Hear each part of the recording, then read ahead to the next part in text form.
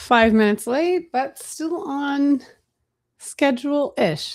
Anyways, hello everyone who is jumping back. Happy early 4th of July for those in the United States. Happy belated Canada Day for those up north, and happy Colombia versus Ghana game for those that are watching tonight. I'm excited to have you. This is our weekly webinar in which we are talking about various marketing topics. And on this week, we are specifically covering Facebook ad performance, Facebook ad structure. And while my team is off for the day, I'm still here. If anyone is joining in on the live, awesome. Feel free to say hi if you're checking in. Oh, Heather, for sure. It is Friday again. But hello. Glad to have you here. You guys know today's a day off, so hopefully you're being productive and watching this from the beach or having it on in the meantime in the background while you're doing something crazy fun, and we'll go from there. But yeah, today's Horsemen of the Ads Apocalypse. I know a lot of the times that we do these, I always preface that these are informal trainings that are ideally informative. These are trainings I have my team. My team is live here. You can see some of them are in the chat, even though today's a day off, so feel free to exit the chat at any moment. But what we talk about a lot with the 5 Horsemen, it's my collection of ad structure setups where it's when you're launching campaigns on social media, whether it's Meta or TikTok or Snapchat, whatever. I believe that we want to build full funnel marketing campaigns that we allow us to build and cultivate an invisible list of future qualified conversions or future qualified customers. A lot of the times when I talk about challenges that I find across so many ad accounts is when they're so full focused on only the conversion aspect of their business, they're neglecting the power behind Meta ads and TikTok ads. Discovery is such an important part of being able to scale and grow our businesses. And hello, Nantu, welcome. That when we neglect the discovery aspect of it, it's making the sale that much more difficult. What we want to ensure is that when we're connecting with our current customers, current prospects, and future qualified individuals, by building these horseman type of campaigns where we have, yes, of course, the majority of our budget and focus of our campaign initiatives are on the sales conversions events, but we still have maybe 5, max 20% of our budget on building our brand. It's digital marketing. It can be still relatively new for a lot of businesses. I had a great call with a friend yesterday who was saying that his entire industry is largely still brick and mortar face-to-face business, and that one of the fastest growing businesses in his industry is one that went fully digital. And while digital marketing isn't necessarily new, what I think ends up happening is we toss so much of the foundational principles that work in any other type of demand gen or D2C businesses and leave those at the door for favor of a lot of shiny object syndromes. So when you're like, oh, well, on social media or on Google, I can go straight for the ask. Yeah, you can, but we still want to develop the brand that you've been doing that led your company to be the successful brand that it is today that allows you to expand into digital. So a lot of the things that I'm going to be talking about on the 5 Horsemen series, where we've done this before, you can always check back on YouTube where those are visible. We talk about having more than one campaign, ideally 5. So you can give yourself a high five because you've got a ad campaign and ad account that's set up for a more full funnel approach. Again, remember, 80 to 90% of your budget is spent on what you really want, book calls or sales, but it's still keeping a percentage of your budget for building brand awareness and for establishing consideration for those that are interested in what you have to say. What's great about social media marketing, specifically in an interruptive environment, these systems know 3 to 10,000 unique data points about all of us, and they collectively look at us in groups of 1,000. So when they're looking at us as groups, they can say oh, this person has cats. This person spends between $50,000 to $100,000 on a single 4-week vacation. This individual drives 4 cars in a luxury class. This individual is a motorcyclist. This individual listens to Amazon Prime Music. All these different data points, they can build collections of ideas about who you are.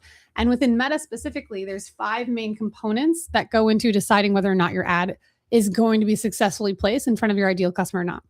We know about Andromeda. We hear more about Gem, Lattice, which pre-existed both of those. Then there's also adaptive ranking and ad sequencing. Those 5 pieces combined together is setting your campaign up for the most success.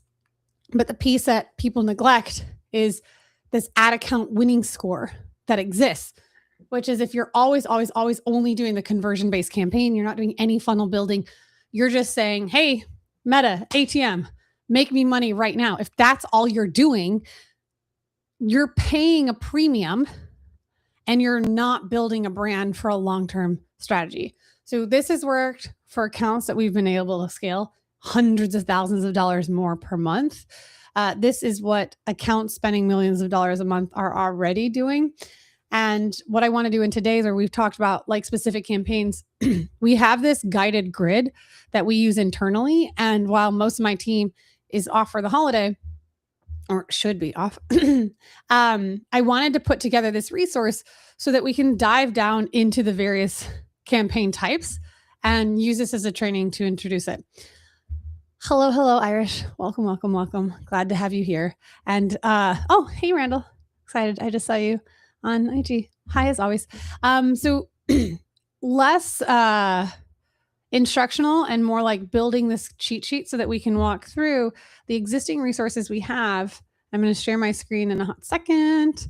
If it's not visible or you need me to zoom in, please let me know. If you're joining on mobile, I think you're able to like change the screen a little bit or flip it sideways to see even better, or I can of course zoom in. But zooming out, just so you know, like this is where we've been doing Horsemen for a year and a half now. Like we have all these different ones are different Horsemen that we put in here. And it's like almost every other week, we're finding new Horsemen that we should add into our ecosystem.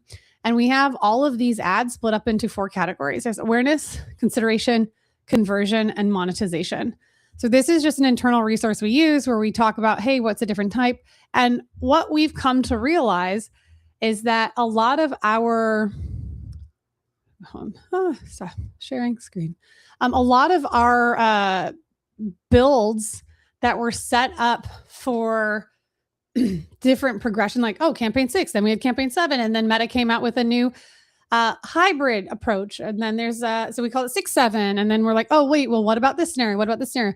We didn't actually set up the Horseman naming convention and collateral to support new endeavors, including what prompted a lot of this was last week, the idea of going live or like promoting Instagram Live as a destination was really appealing. But like, then it's like, where does that fit in? And you're like, okay, hold on. Well, let's think about this further. Like, what do we need to do? And we are improving our systems. And that's what I want to do on today's call and just try to organize it, because this grid, share my screen again, is a hot mess in Draw.io. And sometimes people have struggled catching it. So we started building this Google sheet. And I just want to use the time in today's recording to build this. I'll, share what I'm thinking. And if anyone has questions, we'll fill it in together. But my goal is that by the end of the next 40 minutes, we are taking what's in this sheet and articulating it even stronger so that when we find like, oh, let's do a campaign, let's create a new Horseman test for an IG live push, we just add it in the next number. It's sequential. So the numbers originally, when it was like 1 through 10, made sense. But now that it's growing and expanding, we're just trying to have a bit more uniformity. Is this perfect? Absolutely not. Is this more organized for us and our team? Ideally. So hopefully this is making sense, but that's what today's objective is going to be about. I'll start with the first one because this is some of the pieces that we've been like putting in together, piecemealing, and I just want to build this more robustly today in like a live build. So campaign 1, I think we did this 5 weeks ago because we do rotate this specific series every 5 weeks. We went really deep on how I love what we call campaign number 1, doing a subscriber growth, like follower or subscriber growth, like it's a social media subscriber. Actually, I'm going to make that more clear because I call a subscriber and a lead as very specific terms at Mongoose Media. If a client or someone else is like, oh yeah, a lead is someone who attaches themselves to a lead magnet. For me, that's a lead, where I'm putting those in quotations, because a lead for me is always and forever only going to be someone who's interested in what I have to sell. subscriber is merely interested in what I have to say. So if you're not interested in making the leap from what I have to say to learning more about what I have to sell, I'm isolating you to specific terms of subscriber versus lead. But that's not commonly held nomenclature. Most people will say, oh, yeah, that's a lead because I have their name, phone, and email, but I don't have a quality value of their interest. So where most of the world says like, oh, that's a lead. I'm like, nope, that to me is a lead, aka a subscriber. But if it helps us to get in the same term, like so that we're sharing the same language, using the same vernacular, that's how we see it. So just changing social media subscriber. So versus where it's like, this is subscriber acquisition. It's not a social media subscriber. It's like actually getting their name, phone, and email. So we've talked about campaign 1 quite a lot. I love this, especially for anyone that's investing in their social media presence anyways. If you are posting at least 5 times a month, I think not running this type of campaign is neglecting one of the easiest things that you could do for your brand to support it right now. So I love campaign 1. And where we're setting this up is, what's the campaign number? This is just an arbitrary number, which had meaning originally when we first created it, which now is essentially becoming arbitrary. Note that if you signed up for this and you had signed up through the landing page, I'm actually going to email you. You'll have a copy of this. This is V1.1. So you will have a copy of this, of what we build for you to have, and you can edit. If you're in our marketing rehab, you're going to have access to the live edits because this is going to be something we're going to be improving each week. And then every time I do a new Horseman, we do this every 5 weeks, whatever that next version is, maybe it's version 2.5, maybe it's version 1.09, whatever that version is, each time we do this, as long as you've signed up for that webinar, you'll have access and we're going to send this to you via email. If you're joining us live, amazing, super glad, you're welcome to enter the chat. But that's just the small little caveat of, I'm not going to constantly email you every time we make an update, but if you're in marketing rehab, you have access to the live doc.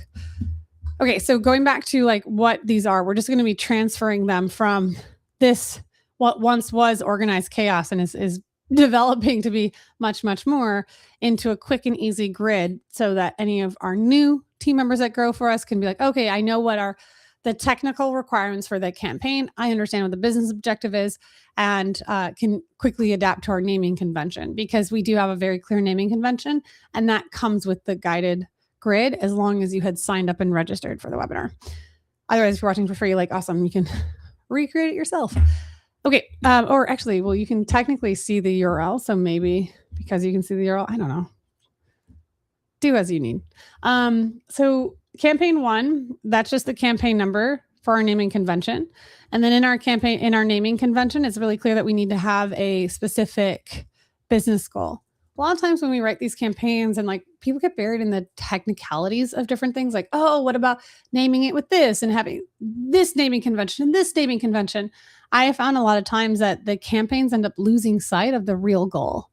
What is the business goal for that campaign? Why are you doing it? So we have it included inside of our naming convention. And so I just want to make sure that we have it up front. Then for the funnel, like I'd shown you before, awareness, consideration, conversions, monetization. In Meta, they break them into awareness, consideration, conversions. I just added monetization when you're largely going after the people that have already given you money and you're like, give me more money. Yes, please. In that type of capacity. So that's where what I have in the funnel drop down. I don't even think I added. Oh, I did add monetization. Okay, noted. Here, these are the standard events or pixel tracking. This is all built first for our Meta environment, but then you can see hey, let's do this for LinkedIn. Let's do it for TikTok. That's why we are going to be improving this on a weekly basis, especially in marketing rehab when we go over this as an asset. And then team too, if there's ever something that comes across that we don't know, this has to be updated, and we just have to be mindful and diligent about, hey, what is this version, so that we can see where we're progressing. And just make sure that it's clear that anyone who could pick this up is going to be like, yes, I know that this is a good fit for me. That's why we have this checklist to see if it's worth running. We want to have those pieces when, say, it's you on the team or someone else like a client or someone who's just running this for themselves, they can evaluate, is this a Horseman strategy that I want to employ? Because, for example, if you're not investing with at least 5 posts a month on your Instagram account, on your TikTok account, running campaign number 1 doesn't make sense. Similarly, we have campaign 4, which is a reach campaign, And within the reach campaign, a lot of things can be happening at the same time as well, such that we find in the reach ones that we're doing, using UGC, or rather testimonials, having someone else say how good you are is a really good use of that. But if you haven't built up a library of testimonials, that's not a good fit for you. So that's what I just want to clear up. Are we going to be able to do this entire thing? No, but we will continue doing this. And then for everyone else in the call, if there's like one or anyone that's live that has questions, we'll jump to that. But I'm just going to go down the order. And then like for 6, 7, I think we have 7, 15 combos. We're just has to give them new numbers, because it's the same thing as like Irish when I was like, I need a new number. What's the next Horseman we could do for IG Live, for example? So we can start plugging them in and building a Bible, building a source of truth that gives us a quick and easy hit list. So again, team, you have access to this. Marketing Rehab folks, you will have access to this. This is inside our library. And then for anyone that signed up, you will get this Monday. Team is out of the office for today, so let's allow them to enjoy their day off, and you'll get your emails likely Monday. Maybe Heather already queued it up. If she did, kudos to her. If not, then we let her have till Monday. Okay, so 1 business campaign goal, and we say defined by Mongoose, because again, using subscriber versus lead. What is the funnel? What are those options? That's just a drop down. What are the standard events or pixel tracking that we need to do? In campaign 1, it's none, because you're not leaving the platform. That's true for LinkedIn, that's true for TikTok, and that's true for Meta. You'll see I have exploring here just because we actually haven't tested that campaign objective. That's not one we've done. But as we're building out this same Horseman inside of TikTok, we're like, okay, great, let's put it in there. IG Live could be 16. Perfect. Fantastic. We'll add that, like, literally, I'll do that now so we can remember that. Thanks, Irish. Perfect. Sorry. So no standard events or pixel tracking is required for our social media growth. The optimization window, this is a technical thing, like within the Meta ecosystem, and I'll even put it here because not all platforms do this. Again, this is to have our checklist. There's so many different decisions you can make, and I don't want people spending time, which budget strategy should I use? Which should I do this? This is how our process goes. So it's your IKEA manual. Of course, you can always decide and do it in a different format as you see fit. But at the end of the day, what we care about is for our team to be able to have a checks and balance. So we go like, hey, yeah, if we did campaign 1 and then we accidentally did a 7-day click, we'll relaunch that campaign as V2. Now, the reason we do 1-day click, 1-day engaged view, there's also 1-day view, or you could even do 7-day click. This is going to get more important as we go down. When you are saying an optimization window, you're telling the algorithm, this is what I want. Where most people get their ads wrong, where they're stuck, is when they tell the algorithm the wrong thing of what they want. So a lot of the top of funnel campaigns where we're building awareness and we're trying to find our invisible list of future qualified conversions, I don't want slackers. I don't want someone that has to take 7 days to consider whether or not I want to take initiative. Our ad is responsible for getting awareness, which is like seeing, like you want to get seen. So it's got to interrupt. We call it thumb stopping magic. You need thumb stopping magic so you can capture that hook rate. You get their attention for 3 seconds. If you don't get seen, how are you going to get heard? Then if you don't get heard, how are you going to get understood? So when we're talking about making sure that your ad gets seen, I want someone to see it. Then I want them to hear the message. Ideally stick for around 15 seconds, enough time to read the ad, watch the video, whatever that is, and then understand the assignment. What is the button? In campaign 1, where we're doing a social media subscriber growth follower campaign initiative, the call to action is view profile. We only do this for Instagram. So let me get back into the technicality pieces of it, because I want to make sure that we're always following best practices. But in these technical pieces, we have a meta optimization of 1-day click or 1-day engage. Why? Because if you're not going to be able to know from that one video within 24 hours whether or not you want to see more content, why will I expand that window for 7 days? You saw the ad. My goal, it's a micro action that you're going to take a commitment. Really, the only time I'm going to push for a 7-day click, if you're cheating the numbers and you want to be like, look, I can take credit for even more numbers. Usually it's a smaller percentage, but you're also telling Meta, I'm optimizing for slackers. I'm optimizing for, what's the term when you procrastinator? You're optimizing for procrastinators.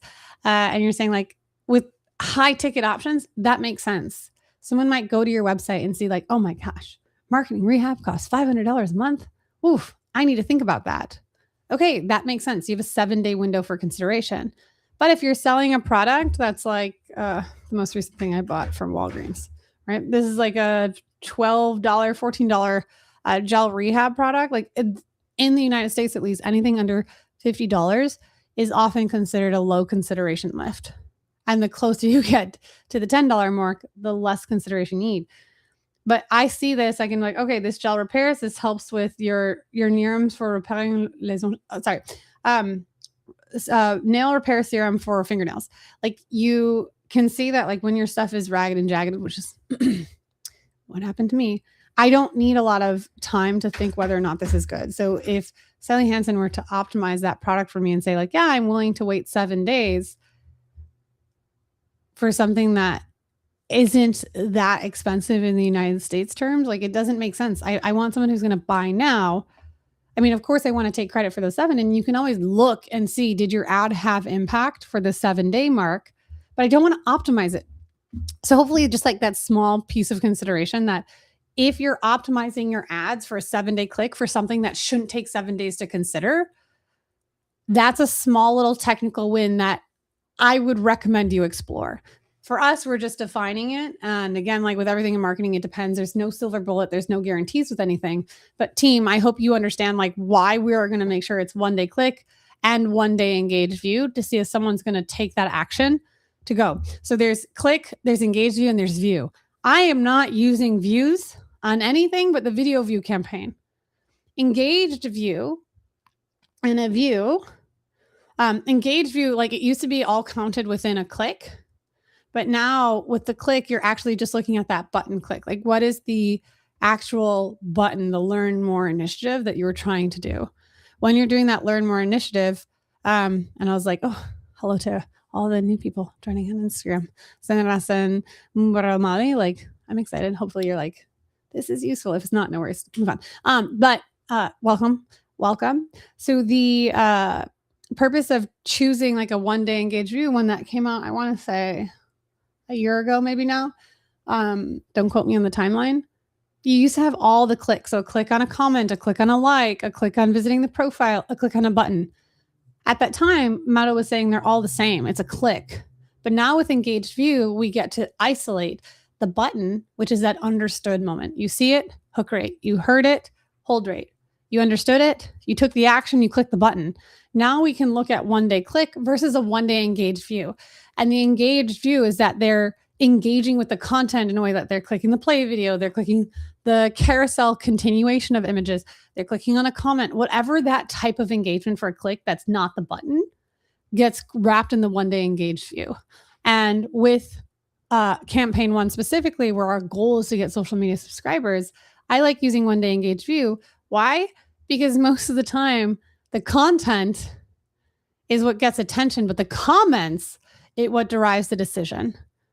It's what sparks the conversation. When you think of social media, what's the first word in social media? Social. So the engaged view of helping understand, is this content I want to follow and see more of, often shows like, what's the community saying? What are other people talking about it? So that's why I use 1-day engaged view here. Now, this next section we're saying is checklist to see if it's worth running. It's important that we know that not all Horsemen campaigns make sense for all businesses. And the reality is like, you don't need to have 50, 60 different campaigns going. I recommend 5. If you end up doing more, great. If you end up doing less, okay, at least make it 1. At least make it 2. Don't have just 1. You want to have variety.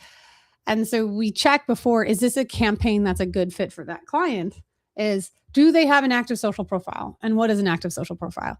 An active social profile is that they are posting at least once a week. That's why I say 5 times a month. They're posting at least once a week. They have someone that's willing and able to engage in comments and DMs. Do they have someone that's monitoring the success of their posts? This is not the engaged part. That's an active social profile requirement, is that they have someone that's actively able to respond and they're actively posting at least once a week. Do they have someone that's monitoring the success of their posts? It doesn't make sense to launch a social media follower growth if you are just posting content and you're not doing any post content visibility, because this entire campaign is about leveraging the existing posts that have proven growth in followers and subscribers. A lot of times when we look at accounts or we connect with clients, they're posting, and then they're ghosting the success. How are you supposed to improve? Like, you're paying for the data and then you're just intentionally ignoring it. Like, that makes no sense. I get it. We're a time resource and it's just, there's a million and a half things to do. So often this is neglected. I just don't want to add fuel to the fire of something that's already slow burning into potential wasted resources. Therefore, we have to check these three things. Do they have an active social profile? Do they have someone that's monitoring the success of their posts? Because we're leveraging those. And when I say monitoring the success of their posts, it's, did any of those posts generate an organic follower? If the answer is yes, if you have content that's generating even one organic follower, unless you're on average, each post is generating like 50 organic followers, and then this one is one, that's an exception. So we wouldn't bolster that. You want to know what's working to leverage it. So if you have someone that's monitoring it, then great. Let's use that. Hey, this generated an organic follower. This generated 20 organic followers. Amazing. You have now been proven that you came up with a really good piece of content. To not do this is to say, I am not interested in leveraging what's already proven to work. Like, it's just an easy decision, which I love this campaign. But the third thing we always need to check is, can someone send us the organic posts, not Mongoose Media? So you have someone that's monitoring it, and we just want to make sure for us, if we're going to launch it for a client, that yes, you have someone monitoring it, and then they communicate with us.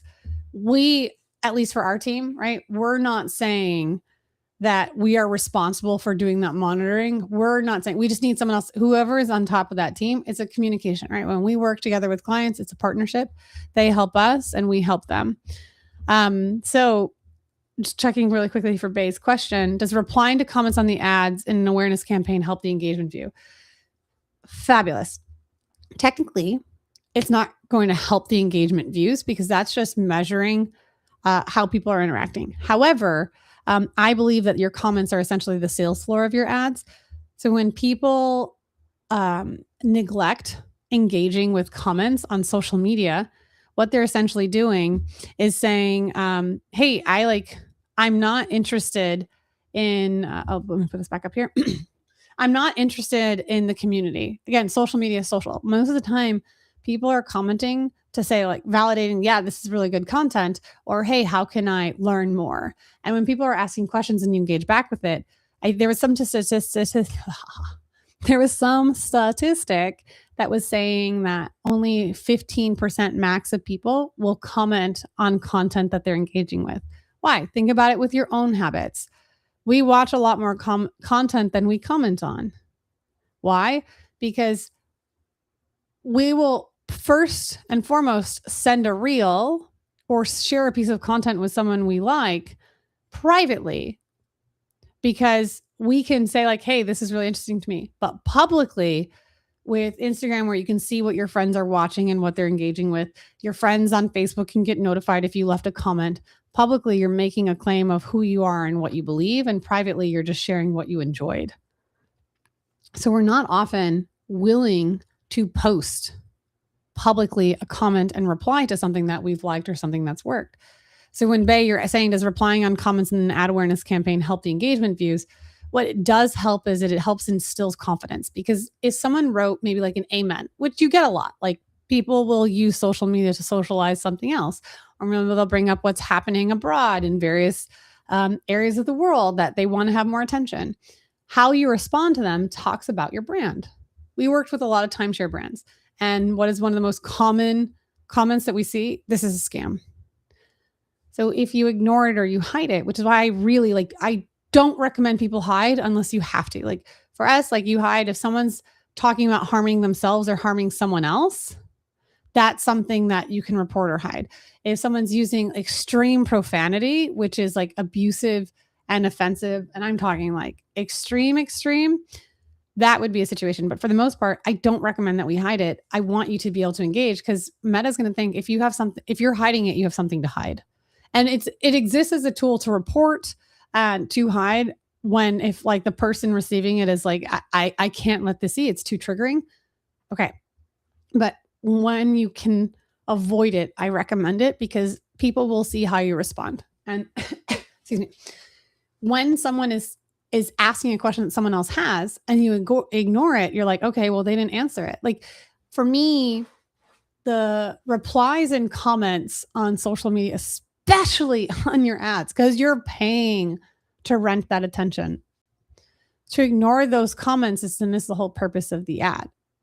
And you're missing out on opportunities because most time people are asking questions and they want to socialize. And the more comments you have, at least Elon Musk, like 6 years ago-ish, had published how is a post or how is a tweet gaining visibility. And since all the social media companies are so incestuous with all their engineers and coders, I think it's fair to assume that it's relatively true with other social media ranking platforms, that there is this compounding effect that when someone comments on a social media post or on any social reaction, you reply and then they comment again.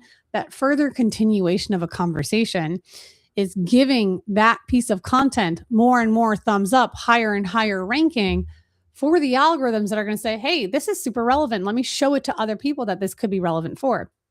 Because like with Lattice, one of the tools of the 5 I mentioned earlier with Meta, Lattice, Gem, Andromeda, adaptive ranking, and ad sequencing. Lattice is this like balance effect for what are the business objectives for Meta. How does Meta make money? 97+% of their money is derived from ads, right? So was it $536 million? Or sorry, $536 billion they did last year? Like 97% of that came from ads. Now, that's a lot that didn't come from ads when you think of like what else does Meta sell and what there's like glasses and verified profiles. But they are like, that's where they make their money. So they want to deliver ads, but at the same time, they don't want people to have a bad experience. Because if I have a bad experience on Instagram, what am I going to do? I'm just going to go over to TikTok. If I have a bad experience on Facebook, what am I going to do? I'm just going to actually pick up the friend, hide in a hole, and enjoy a life without doom scrolling. Whatever that is, it's balancing these objectives. And so when you have content that's getting socialized, that's getting lots of comments, the question is, does replying to comments in the ads, to replying to comments on the ads in an awareness campaign help the engagement views? It helps the overall ad, which can then lead to an engagement view. So technically, no, but in reality, yes-ish. Hey, Rob. Hey, Tony. I was like, oh, Alex. Hey, welcome. Hope you're doing well in Chicago. I was excited. It's 3 people from Chicago. Okay, so Bay, hopefully that answered your question. If you have more, just let me know. Okay, back to the assets. What are we doing for this campaign? We're leveraging all the existing posts. So there's no new content we have to create, which is why another one, I love this. This is something you can get started within a day. Like after this call, I've got 2.5 hours of launching campaigns just because some of it takes time. This one, you don't have to take time. It's literally choose existing posts. Boom, you've got something live within an hour. And for if you're just starting out with a new campaign or you're just building a business, this is why it's one of my favorite campaigns to do when you can leverage existing assets. So how you can move forward, glad that was helpful, Bay. Thanks so much for confirming. When you're moving forward, something that like a cadence you can do is when you have someone, if you're doing it yourself, so you're that someone that's monitoring the post and you're the someone that's updating what's working. So you're not using an agency like mine at Mongoose Media. What I recommend is every week, check the post in the last 7 to 14 days. So you have at least a full week, because I don't make any decisions in social media without looking at a 7-day period. If a post organically generated at least 1 new follower, add that as an ad into your campaign. Typically, it's going to be 1 campaign, 1 audience, broad. It doesn't even have to be in the market you serve now. I mean, if you do in the market now and you're like, I only sell in the United States, I'm only ever going to sell in the United States, you're welcome to restrict it because you're trying to build a list of future qualified conversions. But I can also see that for you, you might want to expand it to other markets where they may have friends that want to buy from it, or areas you're considering expanding, or if you just want to increase the visibility, such that like Ireland or UK or New Zealand, where it's like maybe you're going to go in those places. These are English forward based countries, and you want to have a more active social media profile. Just be mindful of like, if you're going to go for the follower subscriber, you're building a bigger brand, but then you might have people like, why are you advertising to me if you can't even deliver? So if it's something you're going to deliver later, it's really more cost effective to expand this type of post outside of the United States, but it has pros and cons. Adrian, sorry, you just said, can we set up somehow the ad to receive more comments? Great question. Absolutely. Absolutely. So that's going to be a different campaign, which is a really good segue into campaign 2. So campaign 2, you're essentially doing comment baiting. Really, really good question. This objective is you have an ad where their call to action is learn more, and it takes you to the Instagram profile. So you obviously want to have a profile with a bio. If you're posting stories, your pinned reels, and you have the links that go to the ways that they want to engage. But you're optimizing for people that are accustomed to following brands that they want to follow. That's who Meta and that's who Gem specifically with Andromeda, the ad sequence, Andromeda is the ad retrieval engine behind the algorithms. They're going to say, hey, this individual, right? Adrian, I'm going to use you for example. Adrian is someone that when you see content that you resonate with, you tend to follow. I'm going to go after you because your behaviors on social media are showing, yeah, I opt in for learning more. You are a social media subscriber. You're interested in hearing more of what that person has to say. However, if we do campaign 2, where the business objective is engagement, let me even think about this because that's not true. It's not the business objective that's engagement. This is the Meta objective that's engagement. So then this is an engagement campaign. You can actually, I'll even share the screen if that's okay. I'll go into my ad account and show you where you can access this verbatim because yeah, getting engagement, that's a really good way, Adrian. If you're like, I want to build this existing post to be even more successful in another campaign. So you can do that and you would do the campaign objective as engagement.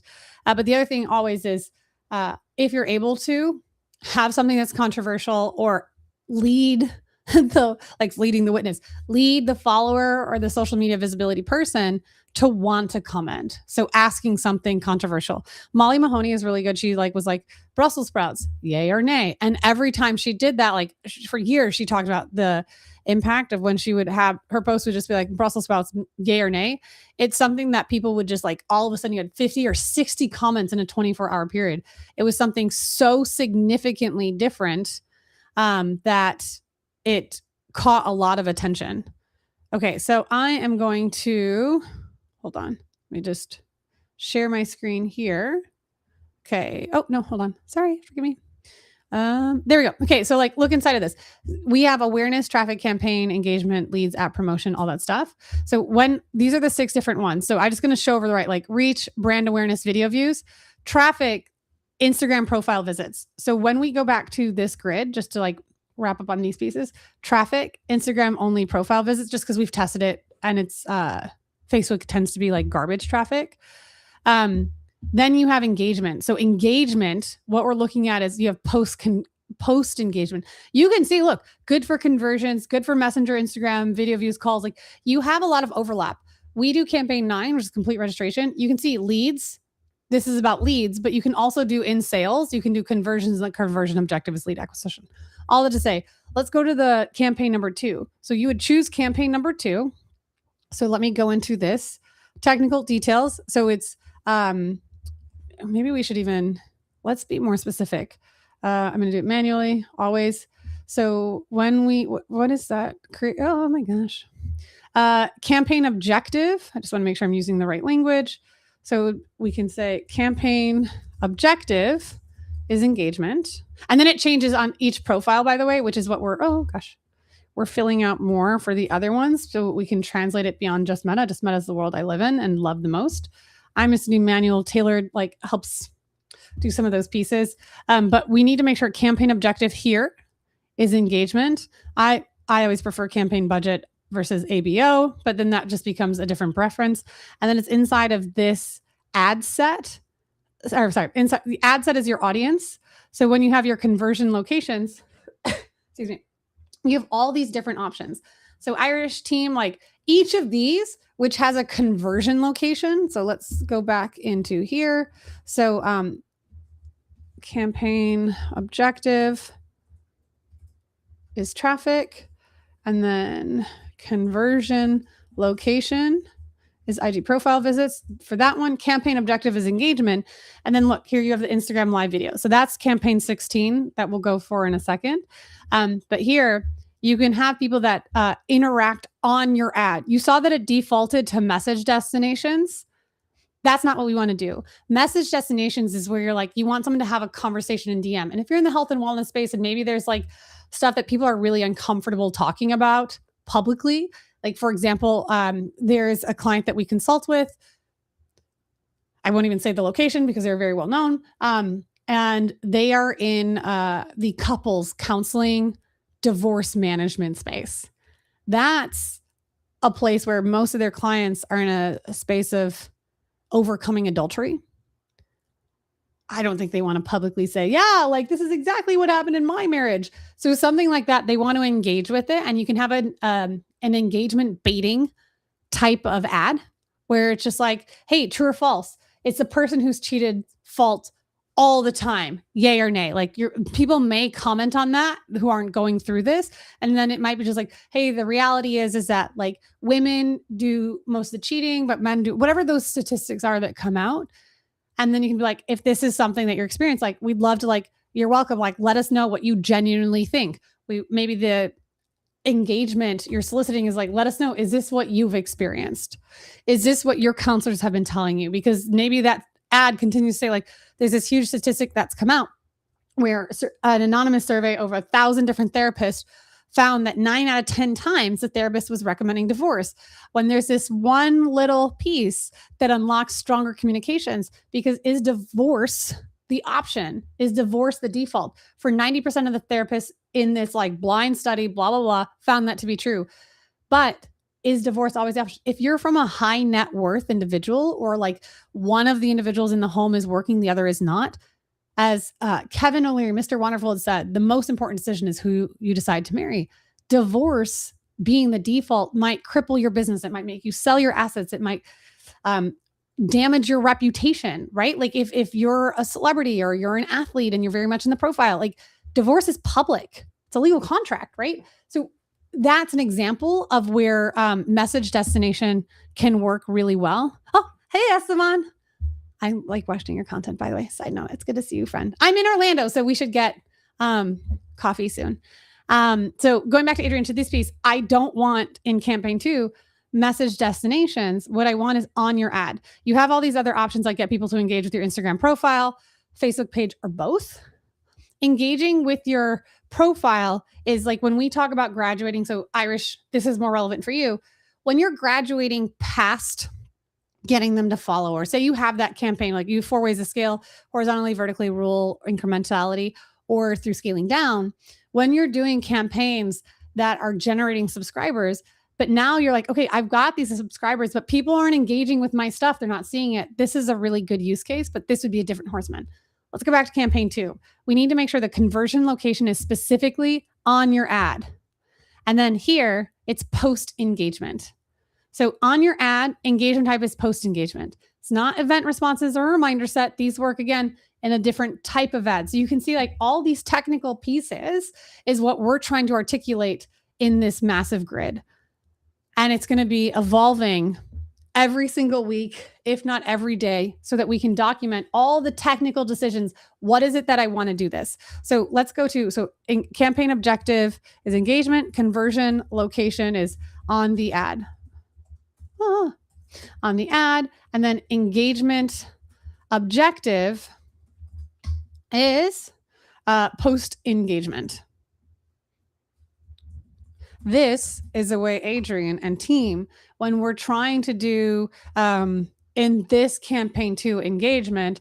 So the business objective is that socializing our content. Remember, social media is social first. If I can get people to have a conversation about my business, I can get insight into what's happening in this space. Really good for consumer insights, really good for understanding who your pixel and who your ad is optimizing for. And then in this, Meta is going to say, who are the people that are publicly talking and socializing on posts? So we want them to engage with our content. We want them to give us feedback. Is this helpful? Is this not helpful? I want to understand where we are. right? So it's socializing our content. I'm going to put in parentheses is like comment clickbait, because in this invisible score, when a piece of content gets a lot of socialization and people are talking to it, again, the value of the consumer insights is massive. But the visibility to the ad algorithm, to your account, like I want to say 10 million small businesses are advertising on Meta. I want to say that they sent that to me last week. But you have all of these different posts that are coming out, and you have all of these different ad accounts that you're competing with, all these different businesses. If your account just keeps lying flat, you just keep only asking for the conversion, you keep only doing this, when your ad account and you look at it and you're only doing this, you're not building a full funnel. Versus you're saying, hey, Meta, look, I've got content that is perfectly balancing your lattice. I'm paying you and I'm keeping people on platform. Adrian, you're saying post engagement could be for an existing ad, not necessarily for a normal post. Okay. So when you say existing ad, it's content you've created that is not on your social media calendar. It's not a public piece of content. It's content you made for an existing ad. Yes. So that's a really good use case. So let's put this in here for the leveraging, right? Oh, wow. It is super small. I'm so sorry. Let me zoom in. Let me see how I can zoom in for, we did this well last time, Heather, and I don't remember how we zoomed in. Dang. Okay. Well, I can just zoom in this way, but Heather, if you somehow remember, love you, because I don't want this top piece to be it. But checklist to see if it's worth running. Or let me do assets. So this would be, one could be leverage organic social content that is already starting a conversation. So like content that is getting socialized, or you could leverage paid media content that is already starting a conversation. Because if you have paid content, so really good point, Adrian, and I appreciate you helping me articulate this better. That's making sense. When you have paid media content that is already getting conversations, like we had a great call last week or this week with a client of ours, and just going through their posts where we could see 3 people in comments that were like, I'm 100% ready. One was like, here's my phone number, call me now.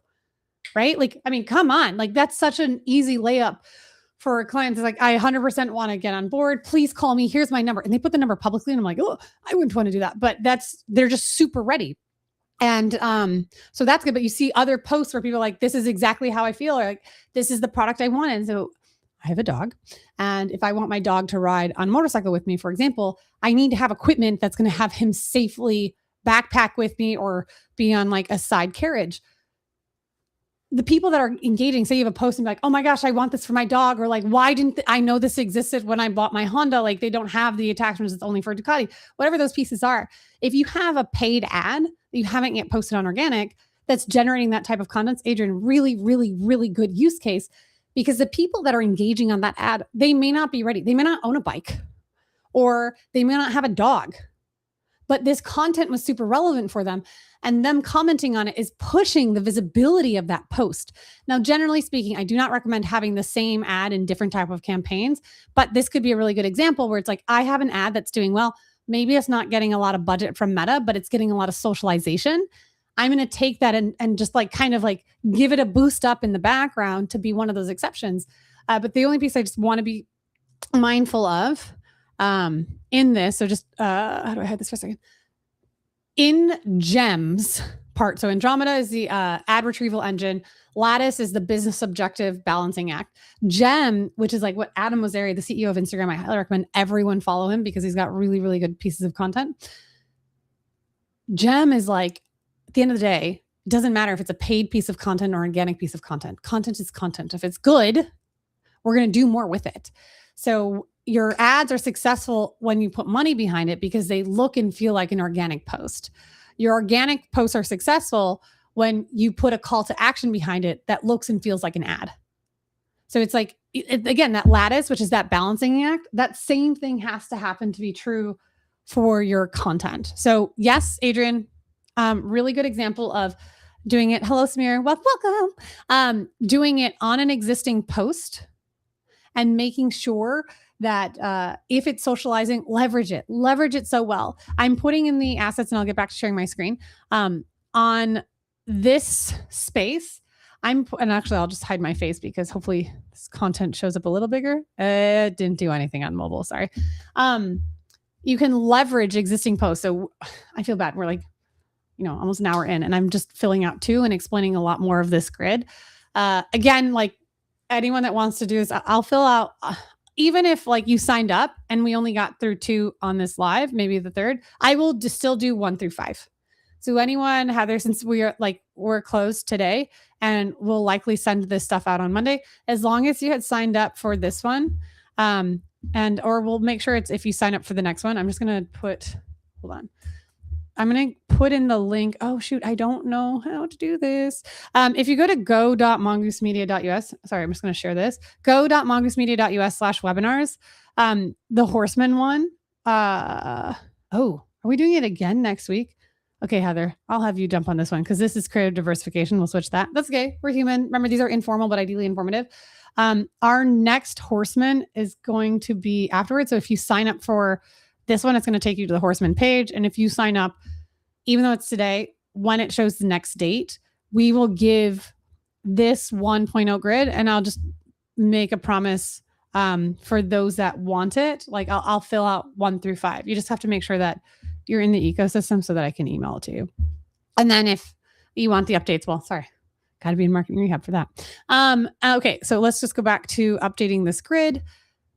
So this is socializing our content, comment clickbait.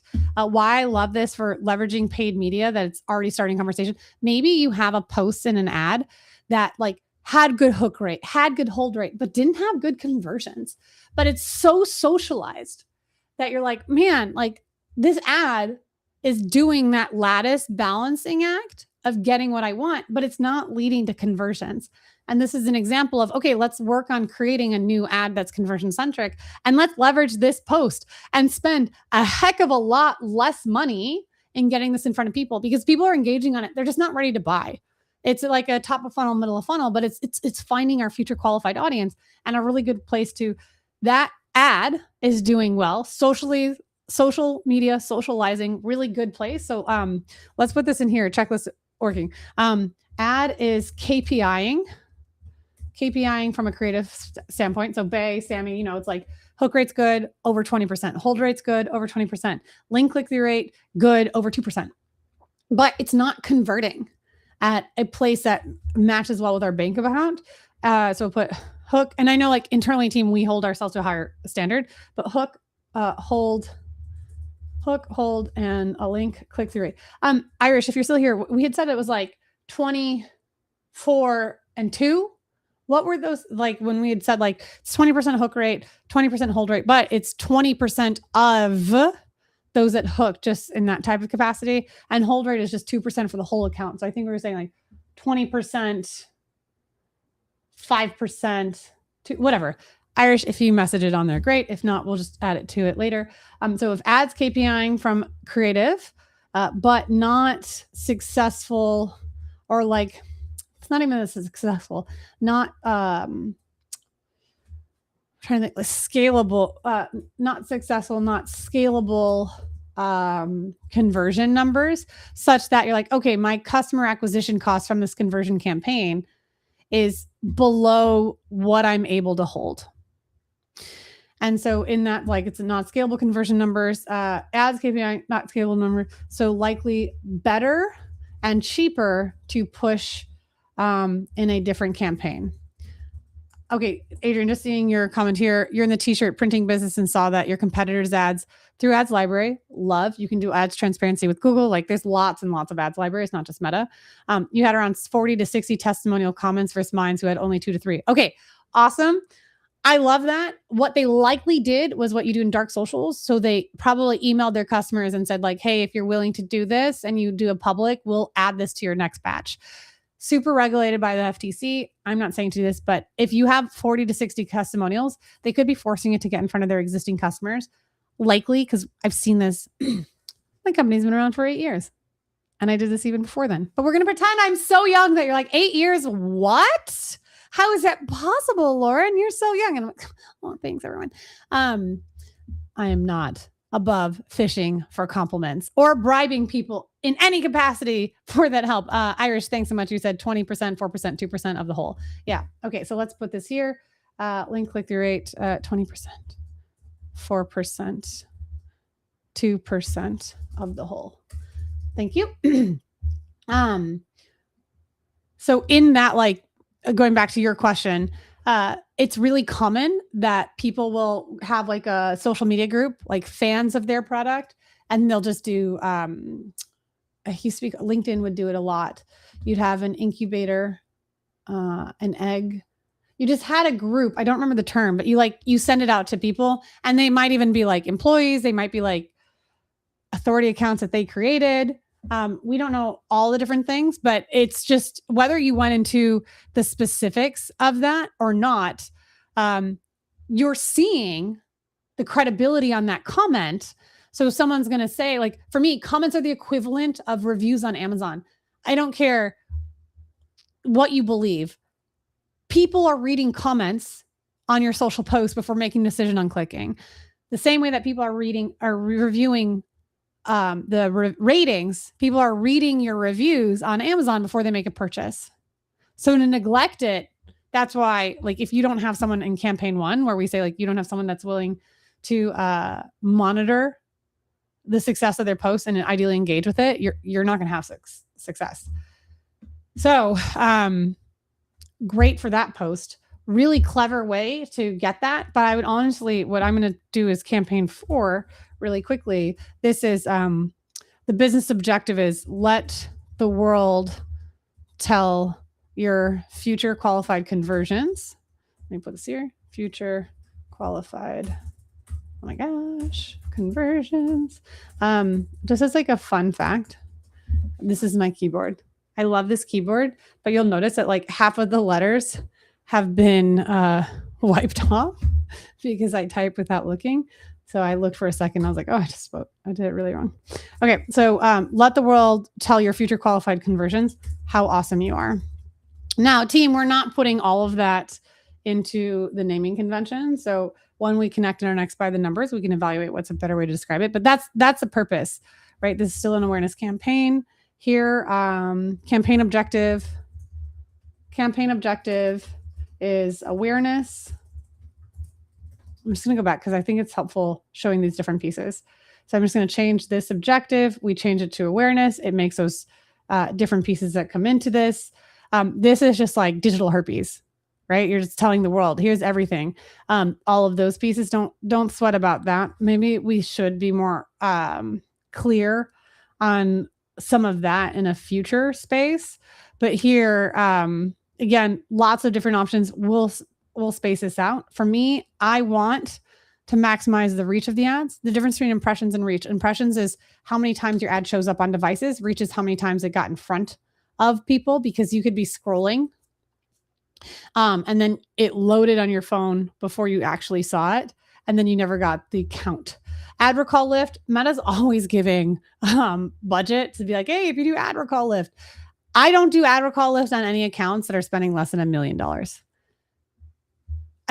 I know that Meta wants to push it. I've tried. I've used their budgets. This just feels like a test where sometimes if there's like an ego ad account or things of that nature. Hello, Omen. Welcome. I just don't do that. So I like using the reach campaign. And then if you're like your frequency control, some of these cool things are if you have at least like 10 different testimonials, then you can kind of force it into people. And then you can actually force that. You can do this new like waterfall effect so that they're not going to see the same one. But I don't want to get like too down into the weeds of that. But I like when you're talking about, Adrian, competitors ads are using testimonials on the comments. That's one place, because then they're commenting on your ad with their testimonial. But if they also have testimonials or you have testimonials, I love using that in a reach objective, because you could spend like pennies on the dollar and then just start building it in front of your audience. Here, they'll always have suggestions inside who you want this to be seen with. Assuming you've already done your audience definitions, that's really important when you have your audience definitions, because then we're going to try to reach people that are in your engaged and new customer list that are with the suggestions, like you could use lookalike audiences.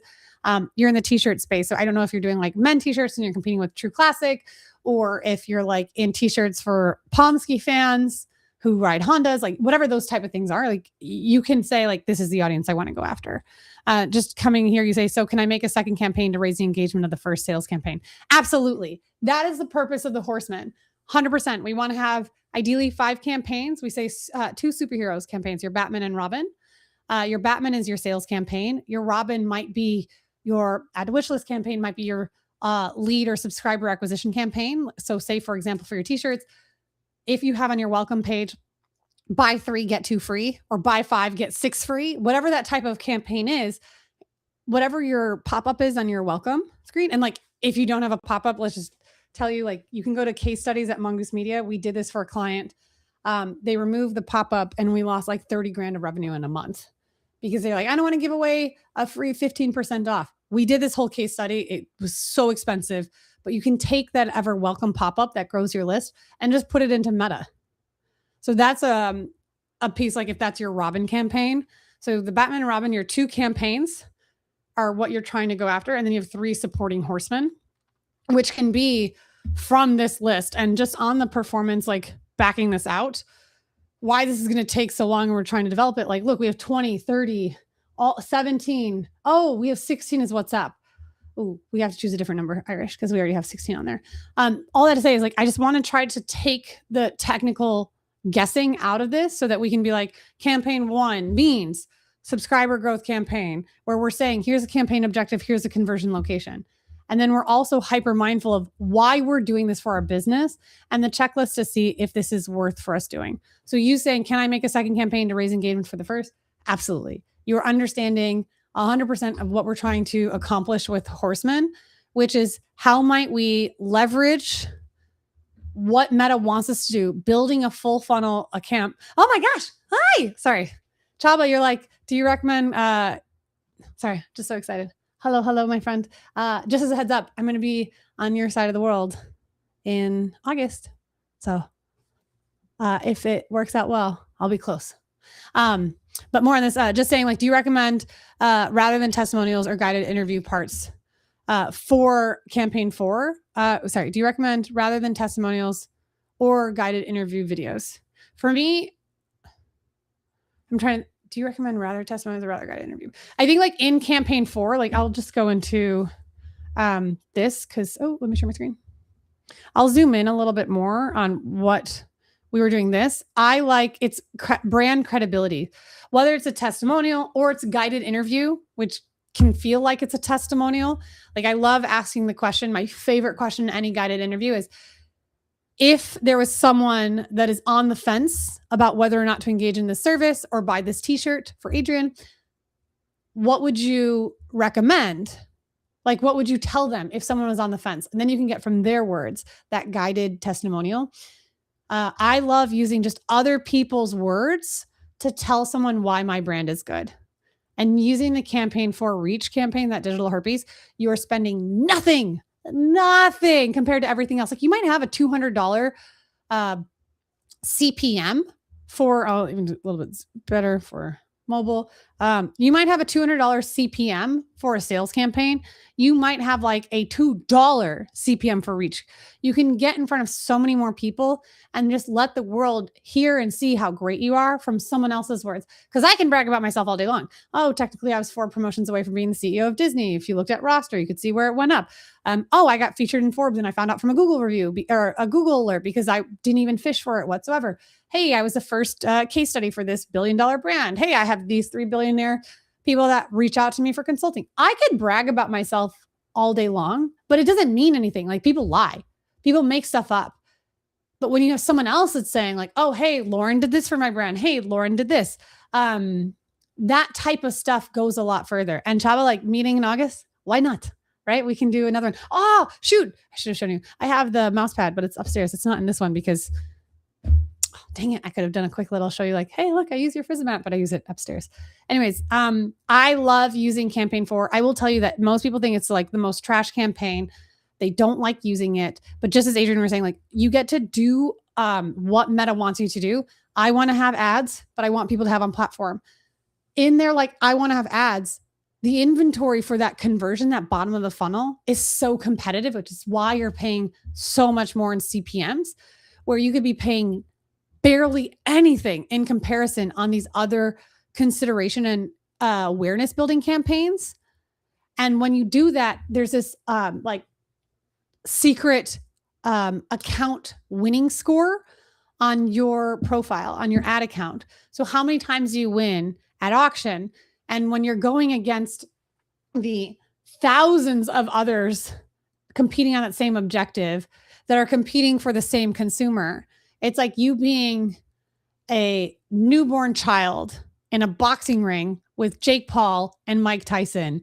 And the objective is who's going to knock out the other person first. Like, it's not even fair. Not even a baby. Like, you're a caterpillar trying to knock out both Mike Tyson and Jake Paul. It's a very competitive campaign. So bringing in the Horsemen, bringing in other type of campaigns that can facilitate your ad account win score, especially on campaigns like Reach, on campaigns like Instagram. Oh, sorry to everyone on Instagram. We hit the hour mark, so it automatically cut off. Oh, sorry. But in this type of piece, you're able to build that invisible audience and tell the ad account you mean business. You are not just a set it and forget it, like quick scheme. I'm only treating you like a bank account. You're a real business that cares about the lifetime value of the customers, that cares about nurturing the future of your brand. And so you get to increase your, instead of being that like winning score of having a caterpillar against Jake Paul and Mike Tyson, you now get to be David and Goliath against an inanimate object. And you're trying to push them out the ring. Well, that's really easy. You can lift it up. And then you just win more and more and more. And when you're going up against the thousands and thousands, your undisclosed winning record is a consideration for whether or not your ad will be chosen. And where that's really important is if you don't have budget in your background. You're spending at least $200,000 a month. You have the ability to compete in a stronger objective for Meta when they're doing this lattice. Like, I'm willing, whoever's willing to pay the most often wins. Dan Kennedy is the one who gets credited for it in my circles, but other people came up with it too. So whoever is willing to spend the most wins. And that comes with budget. And a lot of people, if like you can't get 50 conversion objectives in a 7-day period, you can't get out of the optimization cycle. Yeah, you can argue it's 25, whatever. But if you can't spend enough to get out of the learning cycle, then your budget is hurting you. It's like you're in a boxing match, but like you have no gloves, you have no equipment, you can't see, you can't hear, you have all 5 of your senses are completely depleted. Maybe you have gloves, but there's no tactility to it. So you don't know if you've made contact with anything, whether it's the wall or a person. So I love these campaigns. I love doing a 5 horseman high five yourself when you have your 2 main hero campaigns, so you can golf clap, and then you have 3 more additional supporting campaigns to grab hold of who your customers really are. Man, I really thought that I was going to be able to get through 5 explaining in our guides, but I will do those, and we'll make sure that on Monday for those that signed up, you're going to get it. If you're in marketing rehab, it's going to be inside preloaded. So Chaba, like, definitely looking forward to seeing you on Monday if timing works out. You're saying here you have a new eureka moment, using video not only as part, but treating video as a new or additional sales channel, therefore investing serious strategy. Absolutely. You've got a great podcast. You've got a lot of great content. It's a way to leverage it in a way that's more cost effective. And then you're playing the game of social media. Yay. I'm glad this is helpful. Thanks for joining on a Friday evening. And for everyone else who was able to join, for those that switched from Instagram over, hey, welcome. If you didn't, shoot. Sorry, I didn't mean to go longer. I just love this topic so much. Goal is to have this grid for the team that saw it. Like, you can see spelling out all the specifics helps make it easier as we continue to onboard new clients, we continue to onboard new staff, as we continue to coach people who are doing it themselves. I just want to make it easy so you can follow it like IKEA instructions. Maybe we call it the IKEA No, I don't want to get in trouble with them. We figure out something, but it's our guided grid to take what's in Draw.io and just spell it out more explicitly. We were able to walk through what we did on 1 quite a bit and then fill out a further more for 2 and 4. And we'll just keep going and keep building. So happy Friday, everyone. Happy Independence Day in the United States. Happy belated Canada Day for those up north. And Chaba, looking forward to seeing you on Monday. Have a wonderful weekend and I can come up with a better catchphrase. I don't know. Stay safe. Practice safe marketing.